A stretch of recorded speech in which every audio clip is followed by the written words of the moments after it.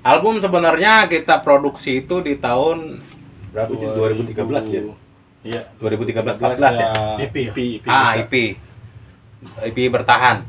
2015 keluar.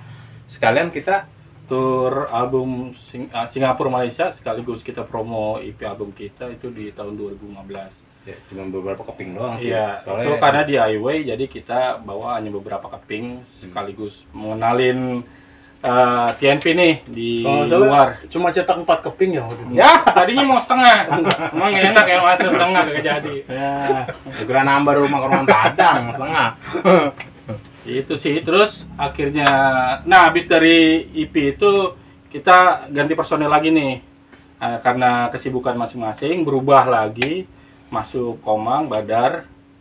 Terus barulah kita fokus untuk full album. Itu membuat album 2019 19 2018 sih akhir. kepotong. Cuman pas lagi proses ngetek kepotong sama Covid. Enggak, itu dulu nyokap gue dulu meninggal. Oh iya meninggal. Nyokap gue meninggal, Covid.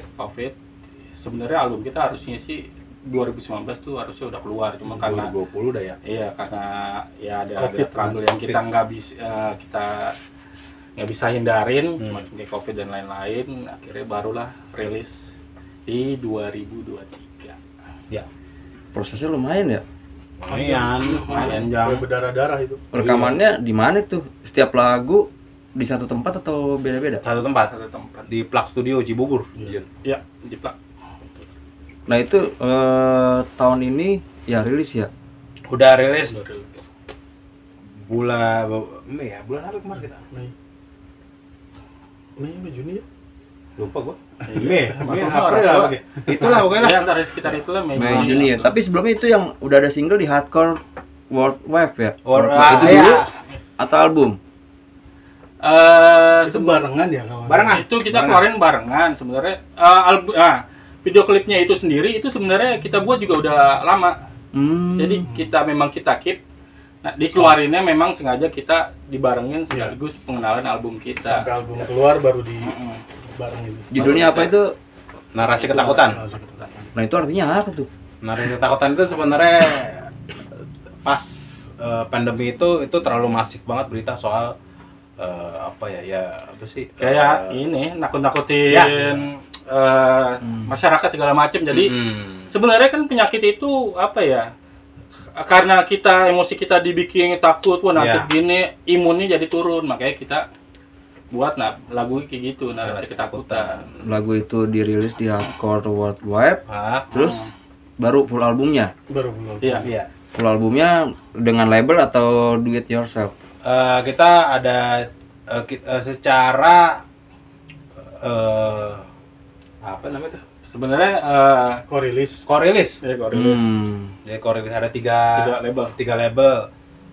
Sam Strong Record Pekalongan, Prelude Record Jakarta, Maxima Record Cikarang. Kok ada 3? Ya, berbentuk kaset. Oh kaset? Ya. Nah digitalnya tuh? Digitalnya dari band sendiri, Jun. Iya, Jun yang ngurus. sebenarnya untuk label sendiri memang khusus buat rilis fisik sih. Kita dan sebelum kita rilis di media digital platform, kita juga konsul dulu ke label. Karena kan kita sebelumnya kerjasama rilis fisik sama mereka. Cuman mereka membebaskan kita buat ngerilis album kita secara streaming di media di digital. Jadi ya udah kita urus aja sendiri. Jadi mereka itu rilis secara fisik aja gitu dari Ya, label betul. itu. Oh iya. Sama nggak kontraknya dari 3 label ke kalian itu? Perbandingannya atau apa tuh? Kalau kontrak sih mereka rembukan 3. Jadi Rembukan sama kalian atau mereka? iya, mereka rembukan terus baru ke kita. Oh, Gitu. Iya sama. Jadi mereka bertiga bikin deal-dealan satu sama lain, dijadiin satu kontrak, baru kasih ke kita, dealan kita jalan. Bukannya kita dealan sama Samstrong sendiri, Prelude Enggak. Gitu. Jadi satu. nah itu di album itu temanya tentang apa tuh? Ada total berapa tuh? 12 lagu ya. 12 lagu. Temanya tentang apa tuh? Tadi sih sebenarnya titelnya itu narasi ketakutan nih, Jun. Iya. Tapi karena takutnya tuh itu judul udah basi kan. Jadi kita konsul lagi sama label, ini udah nggak pandemi nih gitu, ya kan? Nah, akhirnya ya udah kasih gimana? tema Iya baru. sih bener gitu. Terus akhirnya pakai tema baru, high cholesterol hardcore. Iya, Gitu. iya. Salah satu lagu di album itu sendiri. Iya, karena emang kita band hardcore berkolesterol tinggi gitu. Kalau bisa di endorse sama Simvastatin. Betul. Ya rata-rata gendut semua dong. Oh parah. Ini ada cerita nih, Yul, ya. Ini ada cerita di balik high cholesterol hardcore itu sendiri. Jadi waktu itu kita tur ke Cirebon Tahun? 2017 17 kalau nggak salah tuh. Ya, 17 atau berapa ya? Pakai ditanya tahun sih orang tua. Lupa. Tahu pikun-pikun. Gitu dah.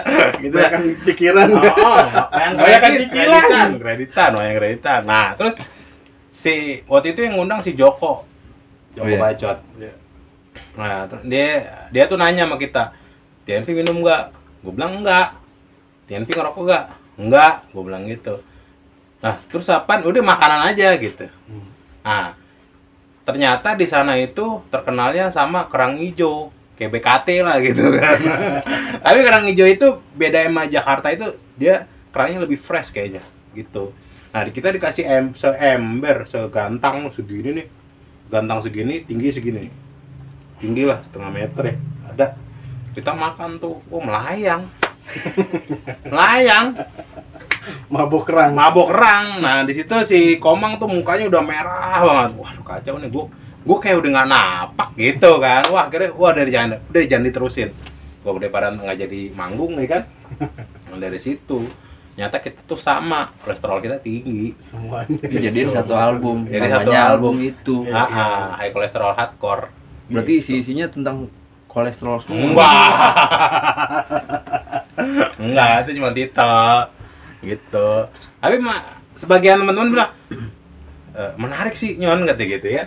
Oh nih menarik juga nih, beda gitu. Kan semisal nih seringnya ada high octane rock ya gitu-gitu ya. Terus si Outrage itu ada Big City Problem gitu kan. Terus yaudah secara nggak sengaja kita bikin ya itu high cholesterol hardcore untuk album gitu.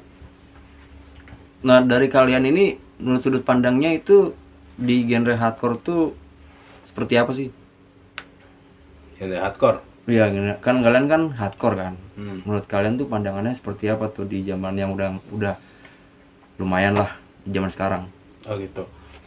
Untuk genre hardcore sendiri itu sebenarnya banyak perkembangan ya. Ada apa sih? Ada improve baru kayak hardcore-nya si Turnstile itu udah, jadi banyak perkembangan lah gitu. Mungkin di metal pun seperti itu, tapi gue nggak, emang gue kru di salah satu band metal gitu ya, tapi gue nggak tahu maksudnya improvisasi metal itu seperti apa. Tapi kalau di hardcore itu improvisasinya mungkin kayak Turnstile, jadi hardcore modern seperti itu gitu, kayak gitu. Sekarang udah jarang tuh band-band yang bawain kayak seperti Warzone, old school punk, hardcore punk itu udah jarang. Sekarang lebih merebak ini, sekarang paling banyak beatdown. Kenapa ke situ? Nah, gue kurang ngerti, mungkin malah beatdownnya itu sampai gue baca salah satu artikel ada namanya slamming beatdown. Campur ya? Kayak gitu. Tapi ya tetap benang merah sih hardcore tetap ya. Iya. Kayak gitu. Tapi yang beda banget sih Turnstile, coba deh dengerin Turnstile dah. Enak itu, beda aja gitu. Beda pokoknya, coba ya. Pokoknya beda lah, nggak bisa diituin, maksudnya gue nggak bisa gue ituin gitu, tapi coba dengerin deh gitu. Udah banyak improve baru di dalam materi di hardcore kayak gitu. Dan asik sih sebenarnya. Kalau permasalahan di scene nggak jauh beda lah sama metal segala macem, sama aja. Beda genre doang. Toh juga sekarang acara semua gabung kok, bener gak? Tahu. Pang segala macem gabung gitu. Tahu lagi suwe gitu. Nah, itu dari kacamata lo nih banyak konser nih. Ah, Gimana tanggapan lo tentang gigs hardcore atau punk itu memang udah di zona yang kayak gimana nih? kan konser banyak nih, Ah. genre lah, atau pop lah, atau Ah. rock, thrash, atau memang lu bikinnya nih kapan nih digerakin ya? Kemarin kan King Kong Punk ya itu kan di Ah, Senayan. iya. Nah itu lu gimana tuh hayalan lu atau impian lu dari skena punk, skena hardcore? Kalau gue sih pengennya Di sih ya mata lu. ada satu festival besar gitu, mungkin King Kong itu termasuk besar loh. King Kong itu kalau nggak salah dulu sebelum King Kong itu ada namanya Jakarta Bersatu Memang besar ya. gitu. Itu kayak monyet. Iya. King Kong. Gitu. Jakarta Bersatu itu punk hardcore gede. Nah, itu kan sekarang King Kong gitu kan. Nah, gue pengen tuh di hardcore itu ada juga gitu. Kalau dulu kan ada di Jakarta itu ada Hardfest, ada Posi Fest gitu ya. Gue sih berharap bikin gabung semua. Ya berarti kita bikin festival gede gitu. Indonesian Hardcore atau apalah gitu, macamnya gitu. Harapan gue seperti itu. Nanti krunya The Next Victim. Hai. Gitu.